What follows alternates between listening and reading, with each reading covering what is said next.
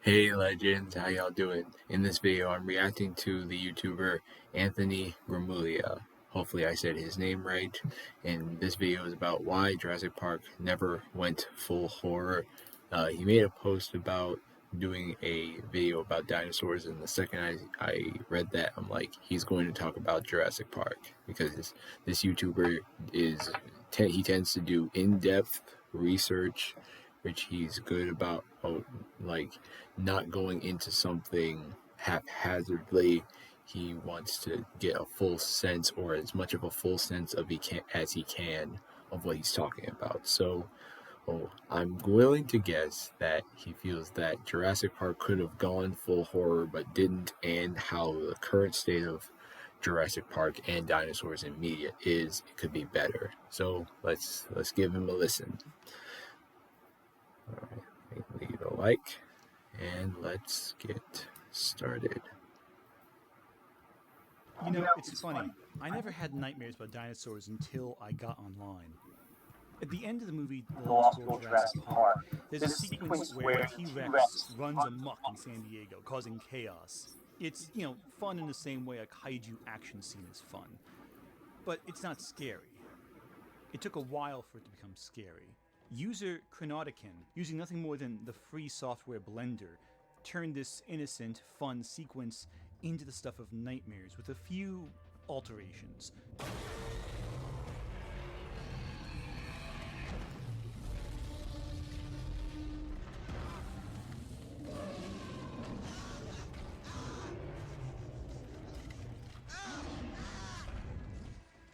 From there, people online started to make more and more of these little fan films, taking familiar elements from Jurassic Park and its iterations and turning them into the stuff of nightmares, with a few simple changes.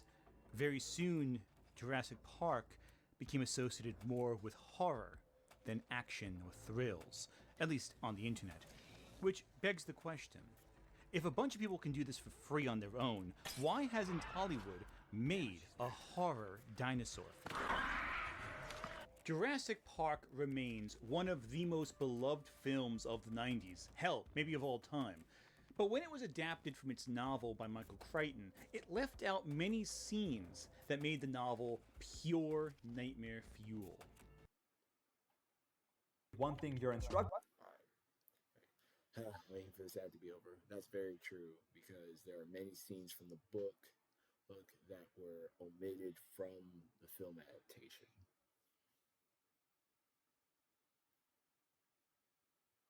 Truly terrifying stuff in the novel that was left in the cutting room floor because Spielberg, rightfully so, realized the film would appeal to children and he didn't want to traumatize them too much. Many people online have discussed how the original novel included scenes such as the Compsognathuses feasting on the contents of a hospital's nursery, the extra brutal way Nedry is slain, and the T-Rex river boat ride, which was later adapted into Jurassic World Rebirth. However, what a lot of people forget is that the general tone of the novel is altered fundamentally. The novel starts more as a medical thriller, understanding what these bite marks came from, seeing the remains of people who've been attacked by the dinosaurs, before transitioning into the discussion of the science itself. It's a very clinical story that never stops to have the emotive warmth Spielberg's film has. But the biggest difference is the dinosaurs. In the film, they are these wonderful creatures that are awe-inspiring, even when terrifying. The many sequences the dinosaurs and humans interact with this air of wonder and mysticism. But in the book, there's no mysticism at all. They're demystified, as a matter of fact. The dinosaurs are always depicted as these unsettling, unpredictable creatures, monsters made in a lab. The book never settles into the miracle of their creation, but rather the horrific implications and dangers provided by them. And how the scientists fail to communicate, fail to analyze the full scope of what they're doing, and fail to look at the data in front of them and see what's going on, and how that opens them up to danger. Unfortunately, Spielberg's Jurassic Park has dominated the discussion of dinosaurs, because while the series is beloved and the original film is fantastic, all dinosaur films now need to have the element of Jurassic Park woven into them. It's altered the language of dinosaurs in cinema. And because of that, we remove the element of fear, instead focusing on the incredible, on the awesome. Before Spielberg, there were dinosaur films out there, but most were action fantasy films, or adventures, like The Valley of Gramuglia, 1 million years BC, or the original The Lost World, or comedies like Caveman. Anyone else remember Caveman? But what none of these films really had were dinosaurs that were frightening. I want to talk a little bit about dinosaurs in horror, and how I feel that we've profoundly missed a chance to let dinosaurs become the next icons of terror, and how the internet has shown us how we can turn dinos into pure nightmare fuel. And at the end of this, we're going to try to take what we've learned and see if we can create a pitch for a truly disturbing dinosaur movie. Nothing we can actually make with our own money, but hey, someone creative, maybe can make it. Around the time Jurassic Park as a film was being developed, schlock icon Roger Corman purchased the filming rights to John Brosnan's Carnosaur. Carnosaur, written in 1984, years before Jurassic Park was ever written by Crichton, takes place in a remote English village, where a scientist, hoping to spark a new world war, creates mutant dinosaurs from DNA fragments found in fossils mixed with chickens. Yeah, so we got dinosaurs made of chickens, apparently. Better than frogs, I suppose. We are gradually introduced to the carnage as the dinosaurs, allowed to walk freely through the village, tear villagers apart in brutal sequences that feel more inspired by that era's slashers than science fiction. The novel focuses on the slayings committed by these beasts as they unleash hell upon everyone around them. The story is bleak, brutal, and downright disturbing at parts, focusing on carnage rather than any themes or morals. However, Corman's adaptation is, well, it was a favorite blockbuster when you could get it for cheap. Corman made it for $4 million, or about what Steven Spielberg spent on frosted donuts for the crew of Jurassic Park. To see Roger Corman's dinosaurs, you have to travel to this warehouse in North Hollywood, which we did. And Corman showed off his wares: an 18-foot tall Tyrannosaurus Rex, a much smaller Tyrannosaurus Rex, a hand puppet Tyrannosaurus Rex, and a man in a Tyrannosaurus Rex suit. But it's not exactly a horror classic. No one's really talking about Carnosaur decades later outside of dinosaur enthusiasts.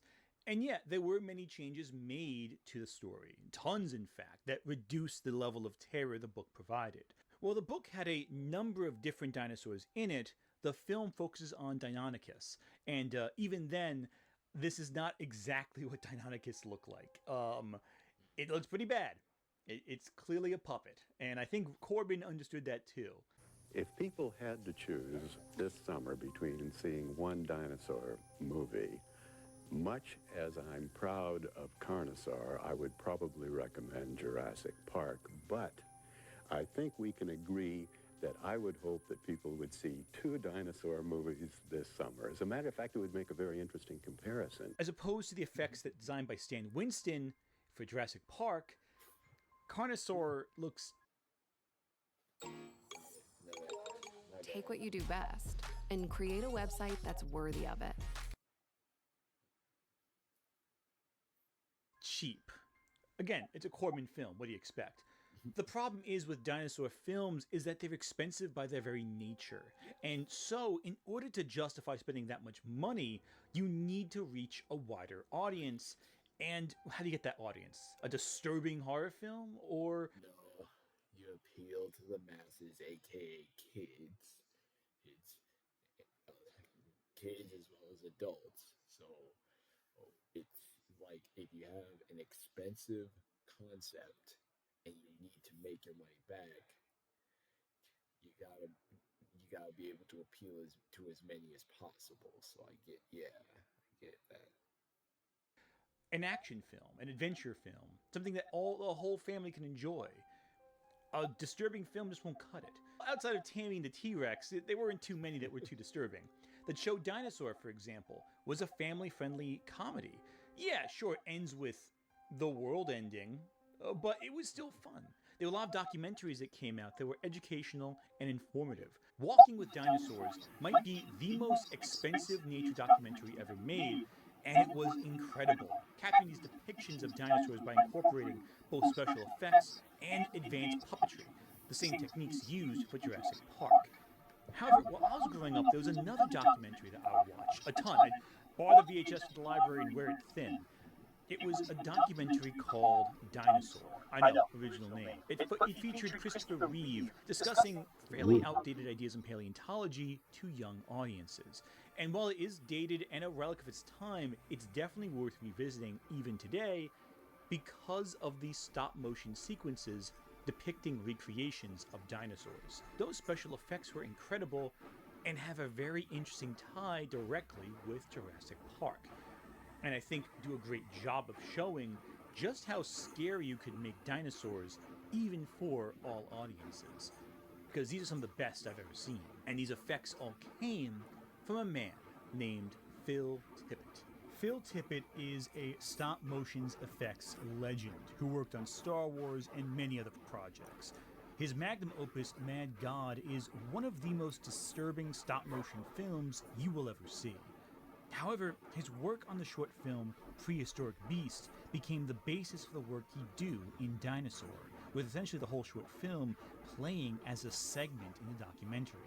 And this is deeply dark stuff for family entertainment. The sequences feature those heavy shadows, low angles. Tippett never forgets how to frame the carnivorous dinosaurs as dangerous, and the vulnerable ones as small in comparison.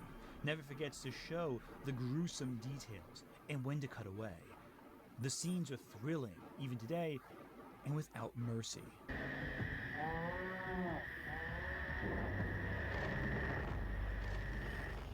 Tippett would use his skills of stop motion at first for Jurassic Park. He was tasked with bringing the dinosaurs to life for the full body shots of the film, prior to Spielberg turning to CG to do that. You see, Spielberg had a combination of animatronics and puppetry for the close-up shots of the dinos and used CG for the far-off shots. Originally, he was going to use stop motion, but he didn't like how jerky it looked and instead turns to advanced technology. But Tippett stayed on, developing animatics for the film that would use as guidelines for the CG, examining how dinosaurs might move realistically, and that helped with the CG process. It helped them have a physical thing to look at to guide the abstract computers to do the job for them. It's a great fusion of technology and practical skill that we see far less of in Hollywood today. Agreed. I would agree that the mixture of practical and CGI it still exists, it still happens, but it's not as much as it used to. So far I agree. So far I'm following. But it's here I want to take a step back for a second and look at a few things that we have seen in these early days of dinosaur cinema, at least early 90s dinosaur cinema. What made dinosaurs frightening? Well, you linger on the dinosaurs as animals that can kill you, the danger of them. There's a lack of warmth and a focus on cold carnage in the more horrific dinosaur works. There's a lot of medical scenes where they examine the carnage after the fact. And of course, the brutality of these creatures and what it does to the human body. But what's the part that's scary about Jurassic Park? Because it is still scary. Well, Agreed. I feel everyone can agree In the certain first film was the scenes. scariest. But if you had to pick what was the scariest scene, there's a few contenders. There's that first T-Rex shot where the characters are stuck in their cars and can't leave without the T-Rex attacking them, while the T-Rex roams around the cars. Yeah. There's the power generator scene where Dr. Sadler's trapped in close confines with a velociraptor chasing her. Yeah. But I think a lot of people point to the scene where the kids are in the kitchen and Yes. the velociraptors sneak in. Yes. Close quarters, stuck. What do they have in common? Claustrophobia, defenselessness, a lack of weapons available. The kitchen scene in Jurassic Park is actually very similar to a different scene in a very different horror film that Stan Winston worked on, Aliens. There's a scene in Aliens where Ellen Ripley and Newt are trapped in a lab with two facehuggers, set on them by that jackass Burke, so we can stow away a xenomorph sample for Weyland-Yutani. And the scenes both involve a highly dangerous creature with unarmed protagonists in a vulnerable, tight space where they need to use the tools around them to survive. Simple. Dang it, Ken. Oh, these ads won't end. Yeah, but that's what I get.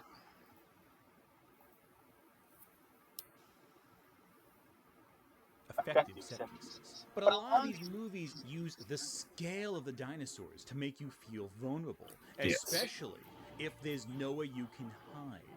Unfortunately, though, a lot of films just stop at scale and don't consider the set as a means of terror. A lot of games brought dinosaurs back in a really good way because they were able to use dinosaurs as easy enemies. A ton of Jurassic Park games bored their way onto arcades and traumatized a lot of kids due entirely to those pixelated Oh. T Rexes crashing forward, jaws outstretched, with Oh. only your light gun to defend you, and it never seemed like enough ammunition would stop these things. You felt vulnerable. But I think Yep. chief among them, aside from Turok and all that, would be Dino Crisis, Capcom's follow up to Resident Evil, switching out the zombies for raptors. Dino Crisis primarily takes place in scientific institutions and laboratories, tight corridors, fenced in locations, where you feel trapped in very small confines with a dinosaur at the other end. You have limited ammunition. You were encumbered by the controls sometimes, trying to wrestle with them, especially nowadays with the controls are pretty dated. There were sometimes restrictive camera angles, and you didn't really have enough ammunition to fight off every dinosaur you encountered, so you had to kind of think strategically. When did you run? When did you fight? Because if you fight too much too soon, you might be left defenseless when stronger enemies arrive. And that always left you with a sense of terror. Would you escape? Could you run? Or could you fight it off? You might run out of ammunition before you had to fight. It's the same strategy in games like Resident Evil and Silent Hill. Unfortunately, unlike those games, Dino Crisis after the third game ran out of steam. The sales weren't coming in, and the franchise was put on ice for a very long time. It's tragedy, but what are you going to do? But the key elements that Dino Crisis brought have influenced gamers ever since, and game designers ever since. Claustrophobia and powerlessness. If you feel powerless while playing against these characters, and you feel trapped, that translates to tension and terror. But after that first Dino Crisis game, I think this... Now, before we go into the next section, I do wonder how does, maybe you'll go into it in this video, how does he feel about the Jurassic Park survival game coming either by the end of this year or into 2026? I'm just curious of how he feels since that game is coming. And it looks like it could do something like that, since we're going to be a singular worker in the park, are completely alone, and we have to use our own intelligence and the limited resources we have after the aftermath of Jurassic Park 1 to survive. Steam ran out of the engine. The genre sort of died away. Maybe it's something to do with that T-Rex movie Whoopi Goldberg was in. I don't know. But we got some good documentaries, but the cinema the money wasn't coming in from movies. Now, that also leads to the question: what about animation? Because there's We're Back, which is very animated and very child friendly. The Land Before Time, very child friendly, but it does have like scary moments in it. But I don't think it ever teeters on horror, or pretty much ever. Then darn, I can't think of anything. I can't think of much else, because dinosaurs tend to be approached they're scary, but they're still cool, awesome, and admiring. Not like xenomorphs, where they're absolutely positively terrifying monsters that will kill you. You do not hesitate. I think the last big hurrah was really Jurassic Park 3, which itself was a cheap imitation of what came before. It is definitely a roller coaster ride. There's just not a lot to it. But that Spinosaurus bit is really cool, isn't it? I do love the Spinosaurus in that. It's funny in hindsight, that was considered for a while the worst Jurassic Park film, and in hindsight, especially on TikTok, I've seen this, a lot of people defending Jurassic Park 3, which, I mean, I kind of am too. It is superficial and it's dumb, but I kind of love it. But Spinosaurus wasn't the only carnivorous dinosaur to have a resurgence at this time. I'm not the biggest fan of Disney's Dinosaur. I think it's one of their worst films of the last 30 years. Oh, come on. Oh, come on. Okay. I just saw a bit of Shea Frillis Productions all Disney animation movies ranked, and the very last one he put was Dinosaur. And because I grew up with that specific movie, along with the others that came out in the 2000s, that just, man, I'm like, I just disagree. Just because I know Jurassic Park, Dinosaur King, and then Dinosaur. Those movies pretty much and shows solidified my interest in dinosaurs. So it's his opinion, but I just staunchly disagree. I staunchly disagree.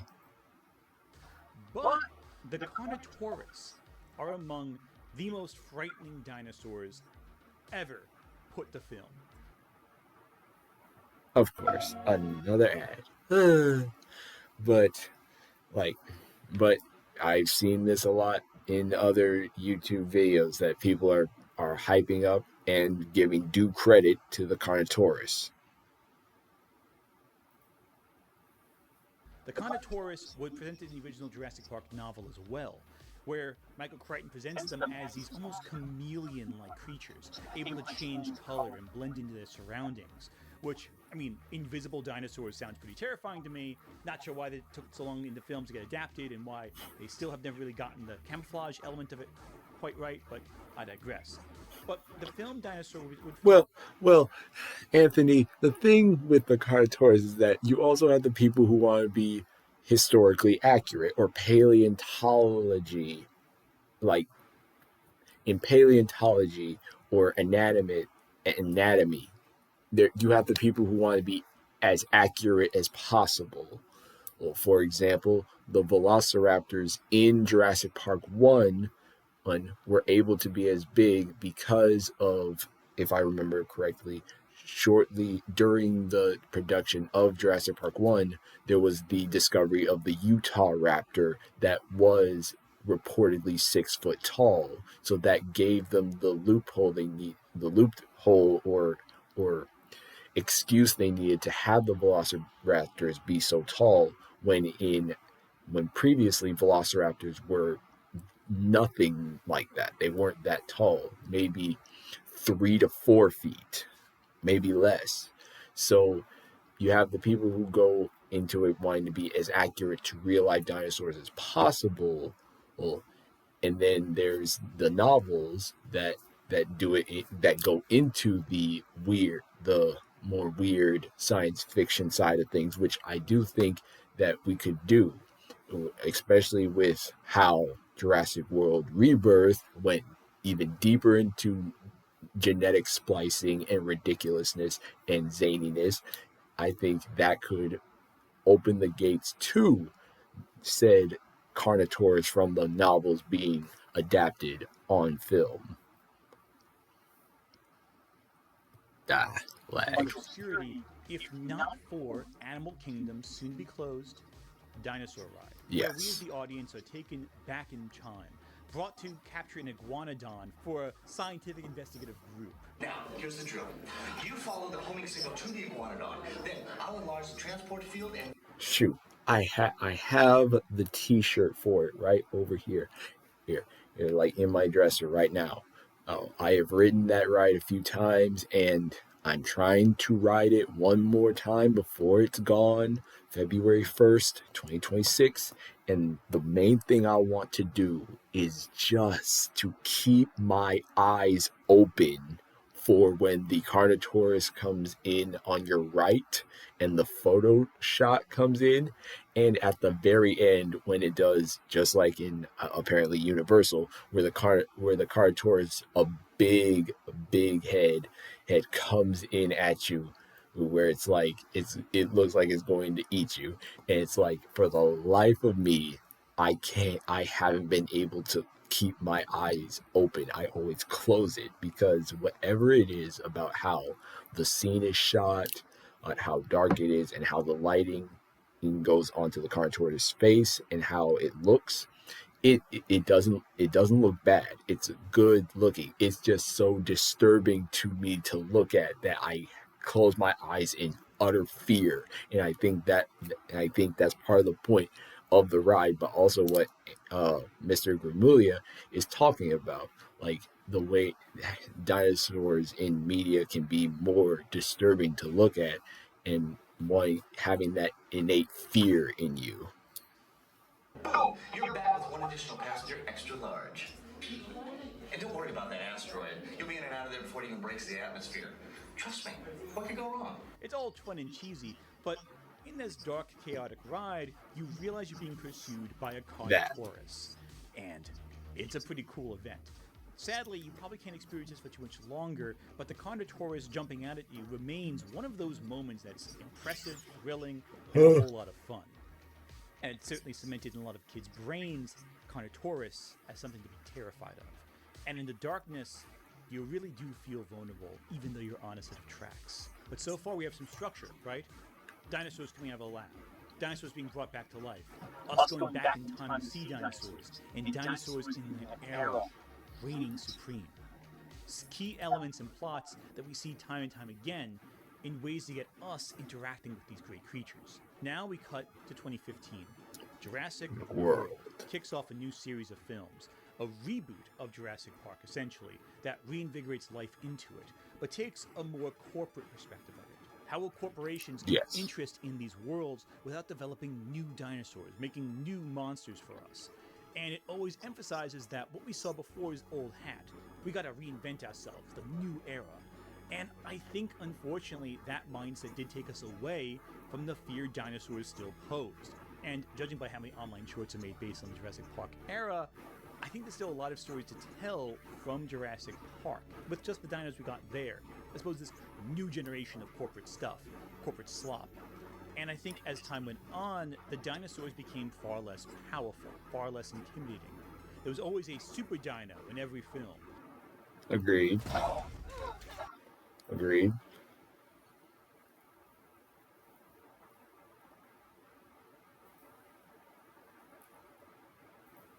Bad. But the rest of them kind of felt unimpressive by comparison. A lot of people criticize Jurassic World Fallen Kingdom, but it does a lot of things we've been talking about here. The other two Jurassic World films have these wide open spaces. Set pieces are positioned in open fields, large forests. I would argue that Jurassic World, the way, because it almost comes across as if you can own, at least from how I'm hearing Mr. Gramuglia, that you can only do it in confined spaces, when that's not true. Jurassic Park: The Lost World, very much also criticized by many of the fandom, especially upon release, is being more well received now. Has the idea of, while you're still confined in a jungle, there are some open spaces where it's dangerous is to be in this abandoned island. And for Jurassic World, I would say that when the aviary broke out and the utter chaos that ensued, that was still terrifying. That was still eventful, because of how, despite being in an open field, you were still vulnerable to be attacked from above and killed, whether it be by the aviary, like dinosaurs, or the mosasaurus, if you were unfortunate enough to be dropped in the water. As for the giant bugs, I feel like that is an interesting concept. The problem is that Jurassic World Dominion is, to me, suffers from very much of the many flaws that strike Transformers: The Last Knight and Star Wars: The Rise of Skywalker. Each of these almost culmination films, in their own ways, try to do so much, have so many ideas, that it gets lost. It gets lost in what it wants to do, what it wants to be. They're more of experiences rather than stories, if that makes sense.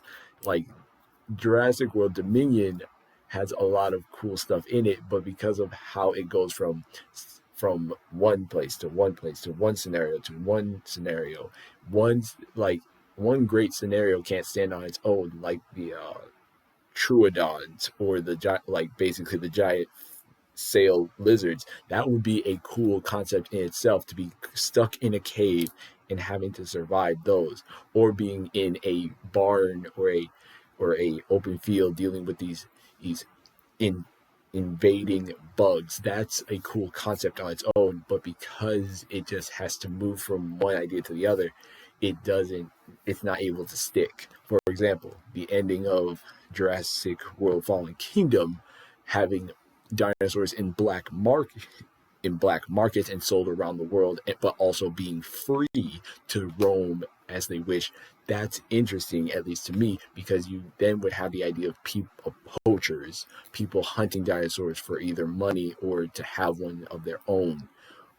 And the battle at, oh my goodness, there was this short, there was this it was a short film, battle at, oh man, I forget what it's called, where a family is in a trailer and a carnivore and a herbivore run into each other and they fight in a campsite. It you just see the attack from the family's point of view in the whole panic, and then it ends with the family fortunately surviving, but riled up, hurt, traumatized by the experience. And then that just leaves you thinking there are millions of people where this same thing is going on at any time. So it's like I like the concepts in Jurassic World because it took what Jurassic Park wanted to do, what Jurassic World: The Lost World InGen wanted to do, and made it a reality. They were able to make it to the extent that it could, and because it went with and the way it approached the Indominus Rex, for example, innovation, I think it makes sense because that's something that humans do, unfortunately. A big example being AI right now. AI, artificial intelligence, it's what used to work even 5 years ago, what was the standard, doesn't exactly cut it anymore. There is always going to be someone pushing for the next thing, the next revolutionary thing. Heck, I would use video games as an example. When Spider-Man PS4 came and basically shook at least that part of the video game landscape because of the gameplay and the story and stuff of when Spider-Man 2 came around, there were reviews that docked it down, saying that it didn't revolution apart from the story. Before the game came out, or when the tests came, the story could have been better. It could have been more put together, but I really enjoyed the game for what it did. But there were complaints saying that Spider-Man 2 didn't revolutionize gameplay. It didn't revolutionize the gaming industry or something like the first one did. And I'm like, why would you expect that from, like, typically you expect a sequel to improve on what the first game could improve on, like what the first game may not have, the sequel would improve on. And you can see that from Spider-Man PS4 to Spider-Man Miles Morales to Spider-Man 2.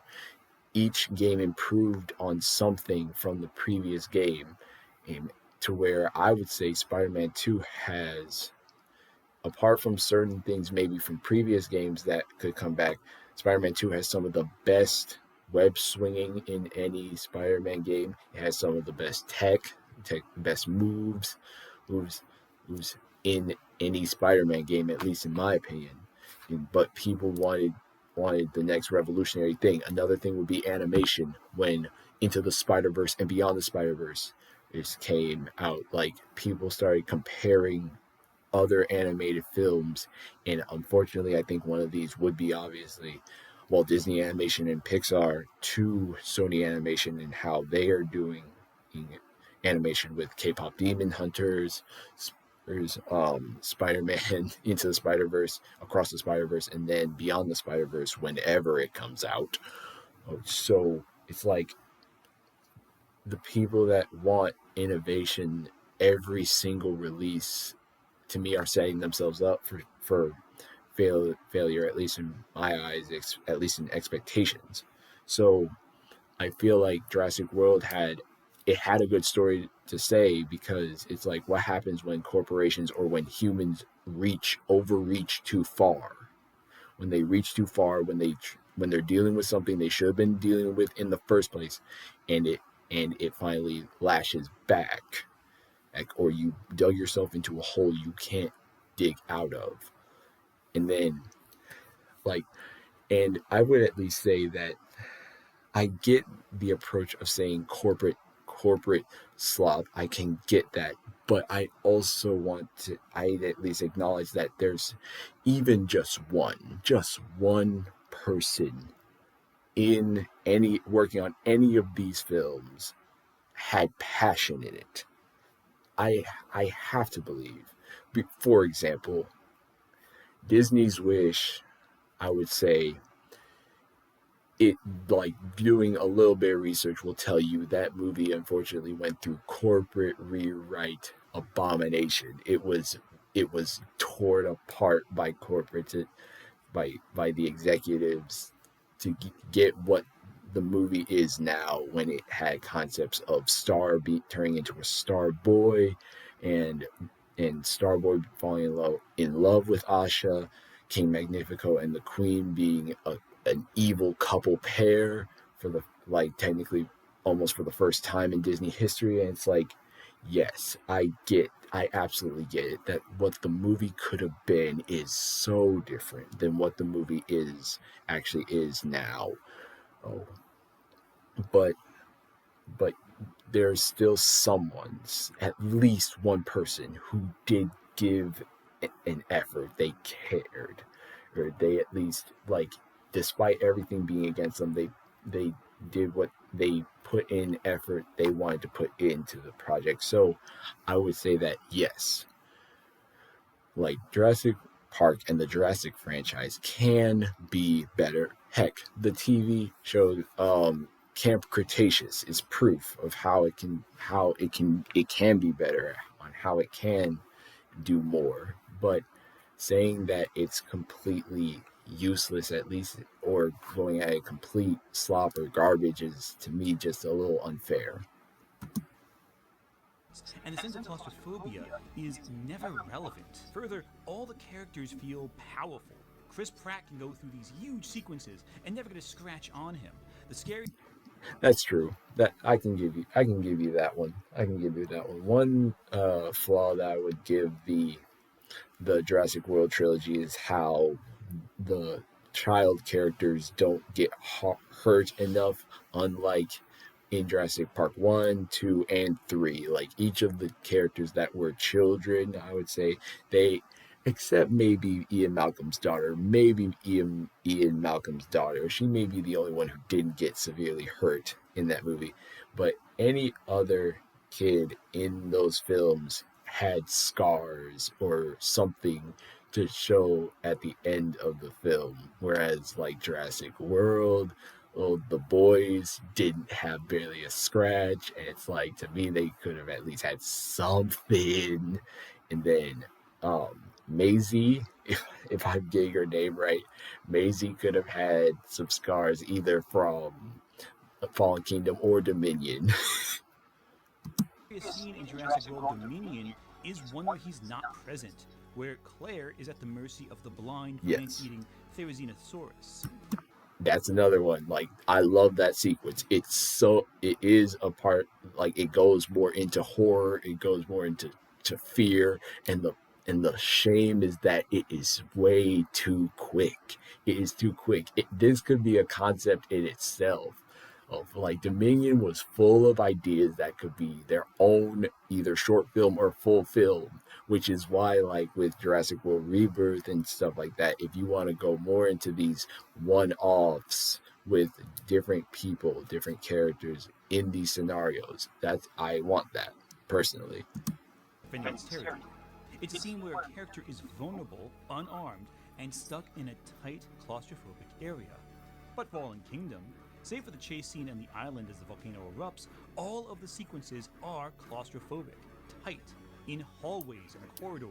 The entire scene with the Indoraptor chasing the heroes in the mansion, pursuing a small Agreed. girl in her bedroom, all of them are claustrophobic.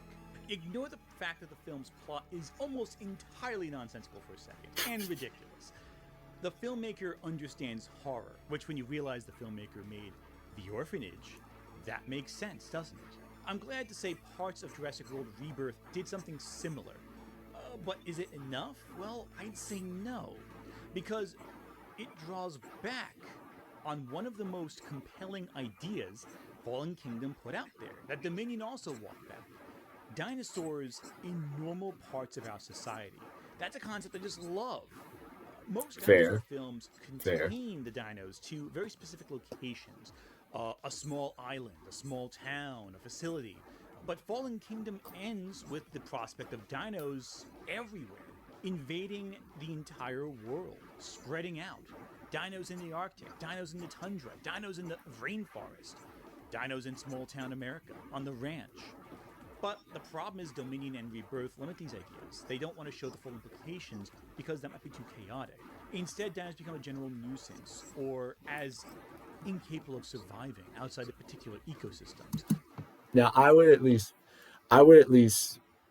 he's going to make an argument, so I need to let him finish. But I would at least say that that is partly realistic because of if you take certain animals out of their natural habitat into a new one. For example, if you take an alligator from around here in Florida and take it up to the swamps in Michigan, if you take them up to the Great Lakes in Michigan, Canada, Wisconsin, in that alligator, if it can't adapt, is going to die, especially if you bring it up during the cooler months and cold times of Michigan in the winter or going into the fall. Well, the best chance it would possibly get if you put it in the middle of summer or spring going into summer. Like if you take a predominant species and move it outside of its natural habitat, at the chance of it surviving, it absolutely can. It's just going to be difficult. So I do agree that the idea of the dinosaurs being in normal society, causing trouble, causing catastrophes is an interesting and fun idea. And I do think that the movies just skipped over it. They skipped over it when they shouldn't have.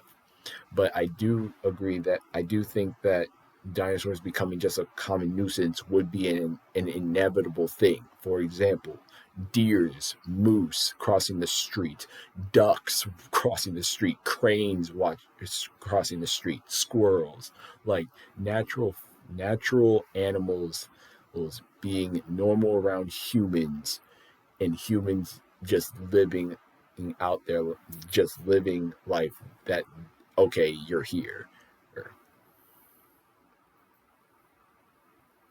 They don't show us the impact these dinosaurs even dying have on regular society.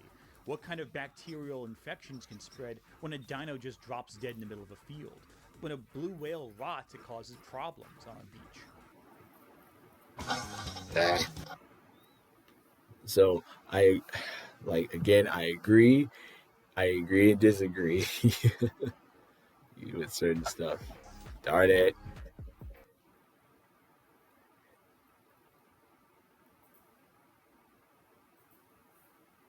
What would a Stegosaurus rotting cause in a small town, ill-equipped to remove it?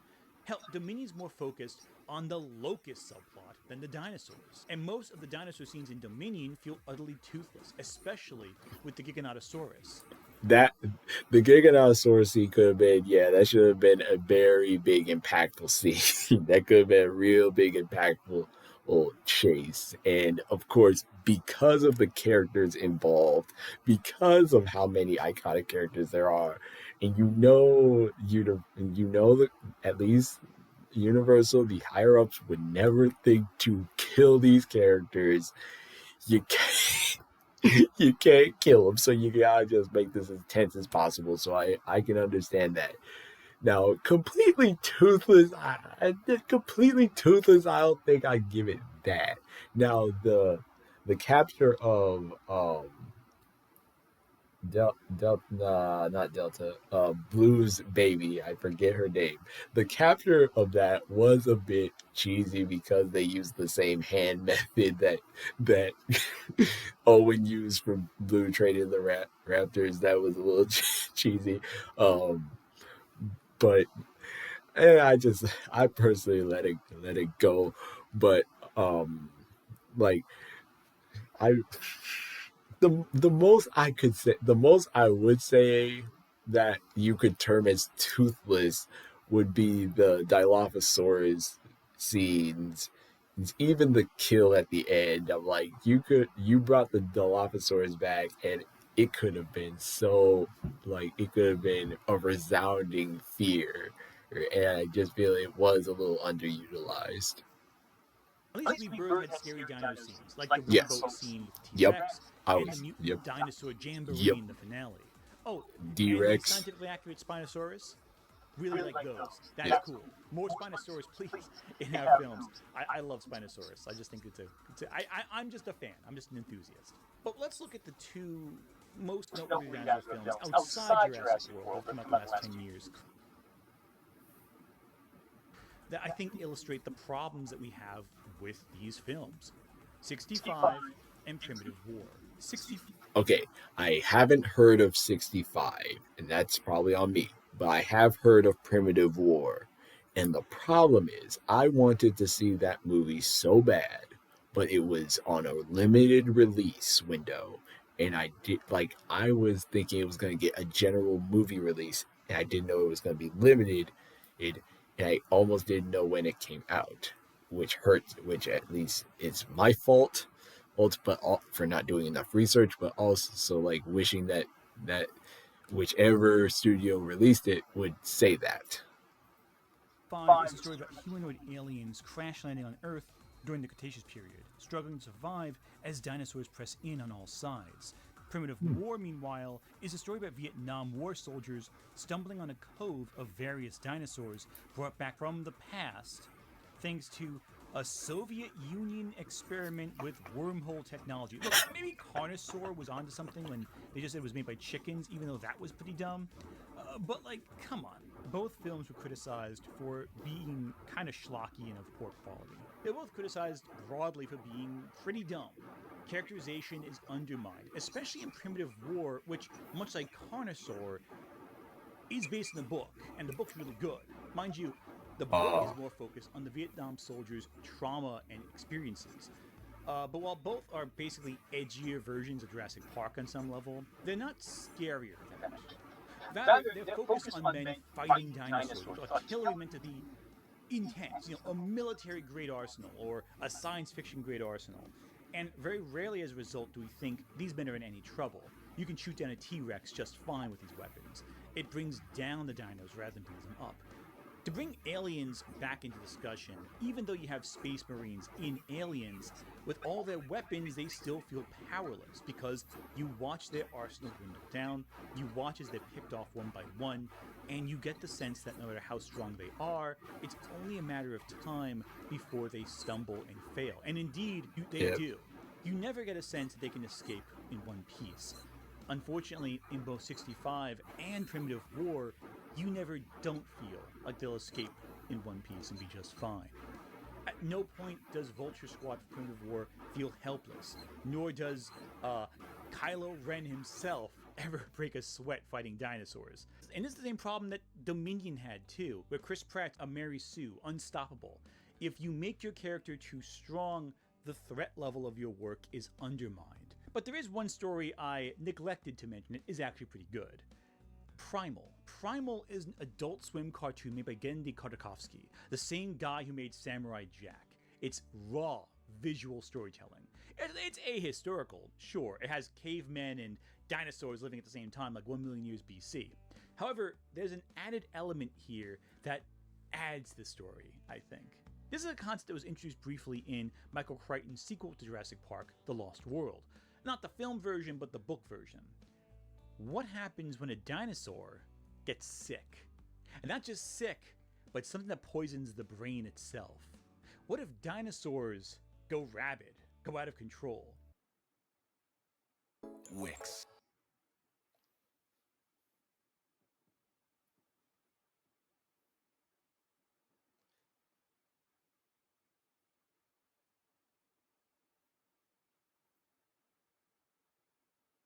And without guns and Well, you know what? Let me contest that point about Chris Pratt, that Owen Grady being a Mary Sue. I would say, uh, I mean, if he's a okay, Gary Sue doesn't get hurt. Yes, he can handle a situation. Yes, he solves his problems very simply. Yes, fine then. I'll concede. I'm really.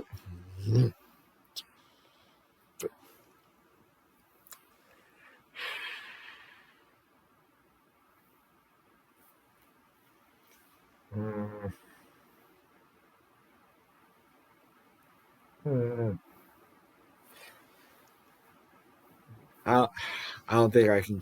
I don't think I can articulate a grounded enough counter argument to it.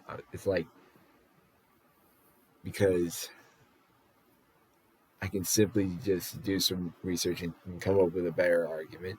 Let me just let it go. equipment, how do you stop them? In Primal, that's the case, with a zombie dinosaur plague that drives dinos into a bloodthirsty carnage spill.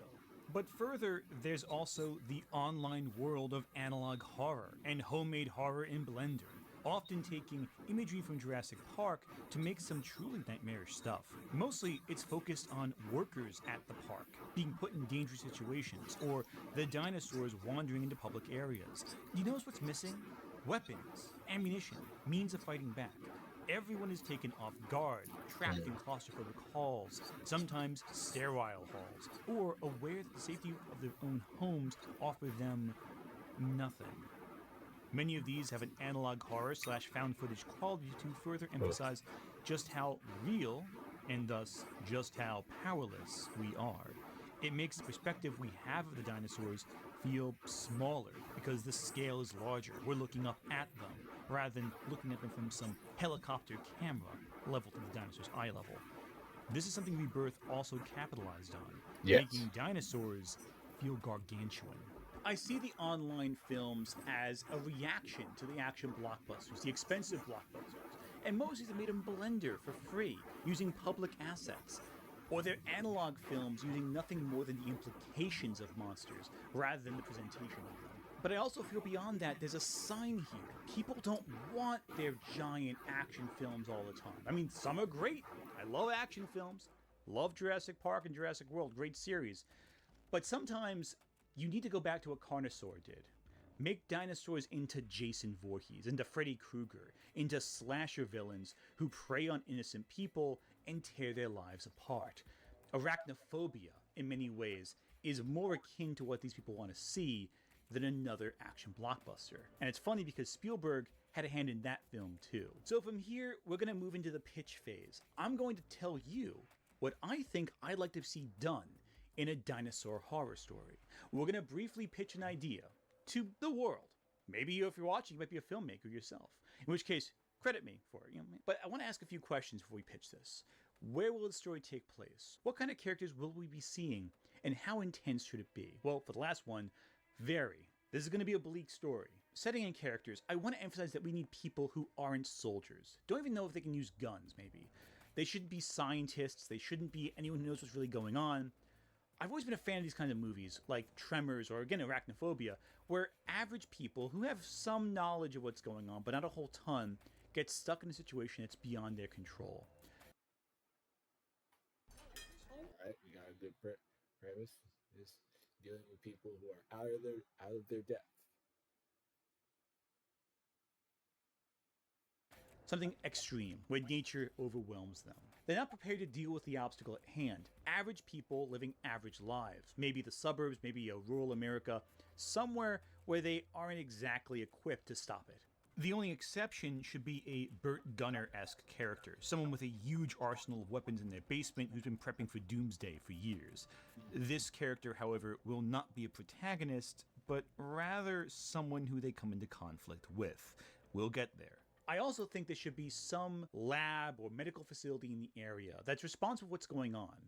But I think we should never learn why the dinosaurs are there. I think it's unnecessary. Some people insist on explanations for everything, but think about this. Hitchcock never explained why the birds attacking the birds. Romero never explained why the zombies rise from the grave.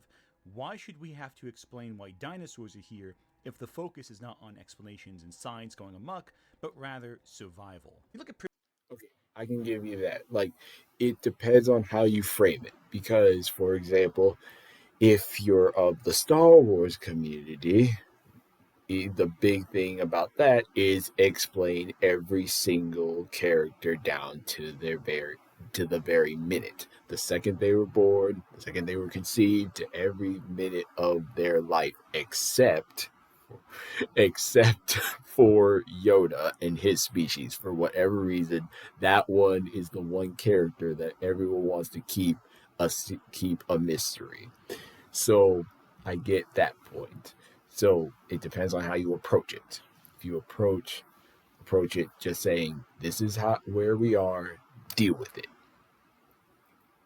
Primitive War, the revelation it's a warp machine bringing the dinosaurs back from the Soviet Union, it undermines the concept. Unless your film's about playing God or playing with science like Jurassic World and Jurassic Park are, it's not necessary. If you're not going to make a story about creating dinosaurs, it's not important why they're there. Carnosaur, I think, is weakened when you learn that all the dinosaurs come from chickens, and by a scientist who wants to start World War III or whatever. It's the underwhelming part, and we don't really need to know, because the characters might never know. Isn't it more frightening to see something you can't explain, can't justify, can't understand? I think so. Focus on the carnage, focus on the idea of survival, and give implications as to what happened through set design.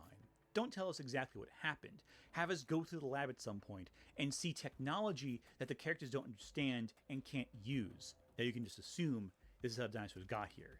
We don't need to know specifics, we just need to see implication. And that's more frightening, especially if, when they find the lab, the dinosaurs have left no one to talk. I think our film should also draw from Alien. Keep the dinosaurs hidden in the shadows until they spring. There should be a way of knowing they're around. Maybe there's a clicking sound or a little guttural noise. Maybe in the pipes, the echo. Maybe they're in the ceiling crawling above you.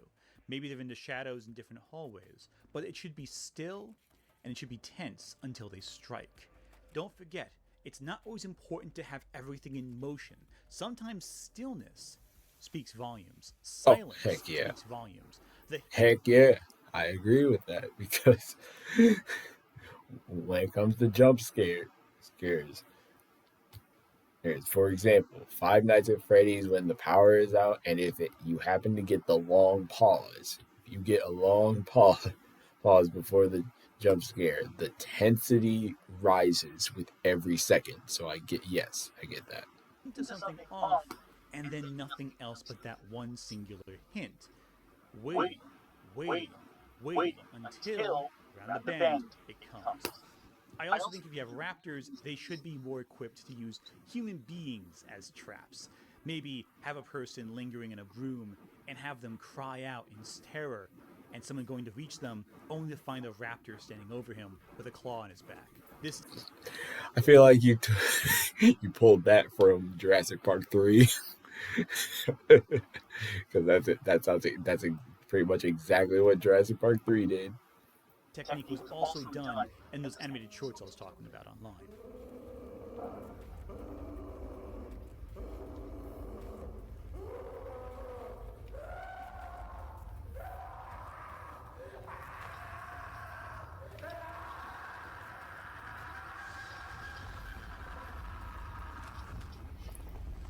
Oh, heck no. Oh, no, man. Oh, no. Man, that's trippy. Oh. But then, what kind of dinosaurs should we have? Well, I think taking a page out of Primal and the original Lost World book is in order. Make the dinosaurs rabid. These dinosaurs are exposed to viruses that their body's not equipped to deal with. So, rabies. Why not? What would be more frightening? An intelligent raptor? That's scary, but we've seen it before. Or a rabid triceratops lingering around and lumbering, ramming into buildings in a chaotic rage, its victims harpooned in its horns, decaying and rotting as smaller dinosaurs pick away at the flesh and carrion, ramming through cars, ramming through street signs, ramming through storefronts, unable to control itself, and we're left in terror watching. I think it's also a missed opportunity to not have plant-eating dinosaurs be terrifying. Don't forget, scary scene Dominion, it was a plant-eating dinosaur. We focus on T-Rexes and raptors so often, but Stegosauruses, Triceratops, Ankylosaurs, they're Agreed. all incredibly dangerous animals. The original Lost World, the 1920s film, ends with a Brontosaurus rumbling through the streets of London, knocking down buildings and what have you. Imagine a rabid Triceratops, a rabid Ankylosaur, a rabid Stegosaurus. A lot of set pieces can be done with that, especially if you're trapped in a car. I think also a good example might be Cujo to watch. Cujo is a film about a mother and her child trapped in a car as a rabid St. Bernard tries getting in. Imagine what you can do with a rabid Ankylosaur trying to smash a car that they're stuck inside. As for the plot, well, just make it about survival and the paranoia of survival. I think The Mist is a good example of what the draw.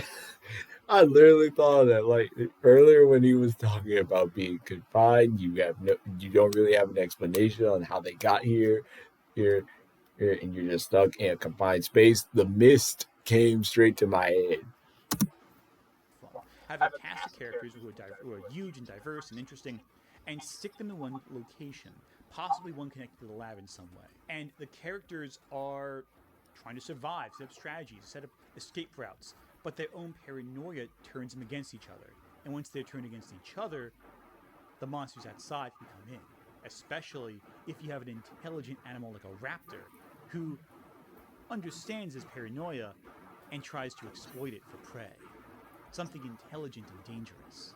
The divide should be between the normal people and that Burt Gunner type character, the only one with any actual real weaponry, who uses most of his ammunition very early on in the movie, but insists he knows what he's doing with limited supplies.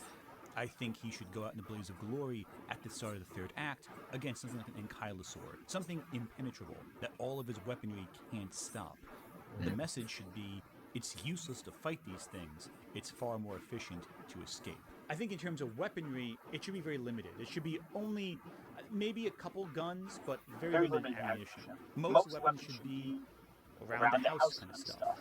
Maybe they find a landscaper who has some landscaping equipment like clippers or hedge trimmers or weed whackers or a lawnmower to use. Maybe a pickup truck has to kind of ram through a dinosaur to get past it. Every encounter with a dinosaur should end in either a fatality or debilitating injury. Fair. One that festers, one that incapacitates the main character in some way. Fair. It's important also to consider the set around each dinosaur encounter. There should be a Spinosaurus encounter, for example, around a pond or lake where the Spinosaurus is lurking like a crocodile nearby it, dragging cars into its depths to drown all the passengers. There should be some dark, massive basement where a Carnotaurus is hiding. Potentially can have the chameleon. What do you mean? What? And Mr. Gramuglia, a basement? A basement? Do you know it? Do you know how big? Okay, it's the actual measurements. It's rather small, but it's still big. You're talking about a warehouse level basement, a basement the size of a warehouse. If you want to put a Carnotaurus in, especially if you think it's anything like the novel or Disney Dinosaur, which again I disagree with your take. This is nowhere near the worst to me. This ain't near the worst Disney film. Anyway, like you need a bigger, somewhat of a bigger set. Especially if you want to do the camouflage bit, you might as well say it in a forest. If you're going to give it the camouflage ability. Element from the original Michael Crichton books of Jurassic Park incorporated somewhere in there. And of course, there should be a scene in a lab filled with velociraptors. And of course, the exterior scenes in the town should be rabid vegetarian dinosaurs like Triceratops, Ankylosaurs, or Stegosauruses running amok and slamming into its surroundings. And yes, disturbingly, we should have a scene in a hospital filled with Compsognathus feasting and picking away at patients left sedated. Patients left sedated, or the infants, bruh. Ooh. Listen, there is an absolute niche and audience for what you talking about. There absolutely is. It ooh, it's one of those things where it's like it's not gonna be the it'll have its audience. It'll have an audience. It just ain't gonna be like Jurassic Park, and that's fine. Like you go into Jurassic Park or Jurassic World, the Jurassic franchise for the entry, and then you come to something like this for a bit more mature, something darker. Or patients too vulnerable to ever resist. Yeah. So I can agree with that. I can be down for that. Now, apart from the fact that I'm a coward, apart from the fact that I'm a scared coward who can't take no horror for nothing. One more thing. The T-Rex should only appear at the very end.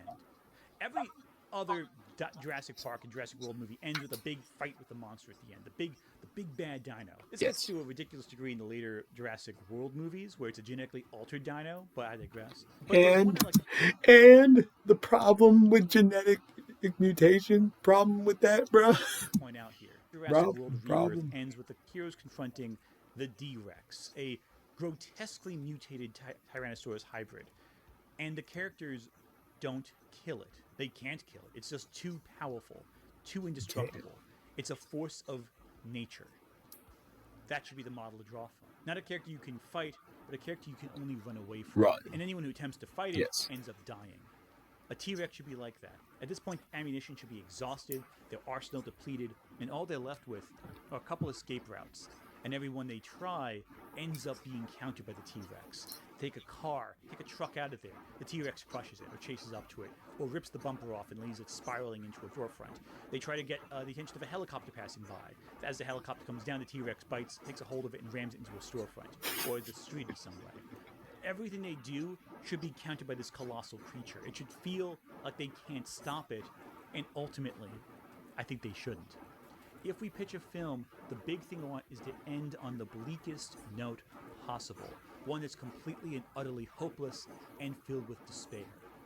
Because that is what we need in a genre that's become too complacent, too conforming to a certain formula. Something truly revolutionary should be horror, plain and simple. The kind you can't walk away from. Very few studios would be willing to do that, but I think it might be fun for someone, maybe a smaller production, maybe one of these Blender guys, to try it out. I don't know, could be neat. Whatever Maybe Blumhouse. Maybe Blumhouse might do something like that. Or as he said, indie, like an independent creator could do it. Heck, for goodness sake, like okay. I have to no. Let me say this, Mr. Gramuglia. Congratulations on your new son. Congratulations to your family. Let me say that right now. So that's an obvious. I was about to say you could make it yourself, but that's a big hurdle. That's a big priority that should come before making a movie. So someone else need to step up to the plate and be willing to do it. case may be, we need to bring horror back to this genre. Computer, now what? Carnotaurus. That's it. Abort mission. Abort. Iguanodon. Get it. Get them out now.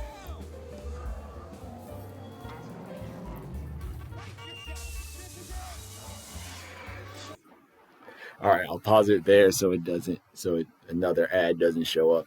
Thank you, legends, so much for watching. As y'all can see, I agree. I can agree that the Jurassic franchise and dinosaurs as a whole can be much more impactful than what they are currently. How I would say that what we have now, I wouldn't say is heartless or toothless. I personally feel it's not heartless or toothless, but it can be better. It can be better, and what's needed is someone courageous enough to step up and do stories like that, because I'm like, because how I am about gore, about bleak stories, bleak endings. Prime example being Godzilla -1. I do think that movie is amazing. I think it's an amazing Godzilla film, and it's like Godzilla, like the thing about Godzilla from Japan versus Godzilla in America. In America, it's a kaiju, a giant monster movie, which is for action, fun, and just turn your brain off, and that's what I love. And then in Japan, does the allegory, it does the deeper story. It has where the humans are the focus, and Godzilla is a metaphor, a repercussion of human actions, where it's not that over here in America. So despite how much I like Godzilla -1 is an amazing movie, amazing. Apart from small nitpicks, one thing that irks me about it is how bleak it is. It's how disheartening it is. Is I guess I'm just the kind of person who doesn't like watching bleak, disturbing movies that end on a dark or hopeless, depressing note. But I do think that in order for dinosaur media to kind of improve, we do need a bit more variety. Now, I do think that the Jurassic franchise, to me, should keep going in this weird, stupid genetic splicing direction. Me personally, I just think that could be that that could be a whole subsection of its own, because I find the genetic splicing and all the wackiness you can get with that interesting, and I do want that. But I do understand that traditional dinosaurs and them being utterly terrifying, bleak, hopeless, there are people who want that, and they deserve that. So thank you all so much for watching this video. Please comment, like, subscribe, share this video. Hope you enjoyed it. React to my madness. Please check out Mr. Anthony Gramuglia's video and his channel. He has a lot of great content. I'll see y'all in the next one. I'll see y'all later.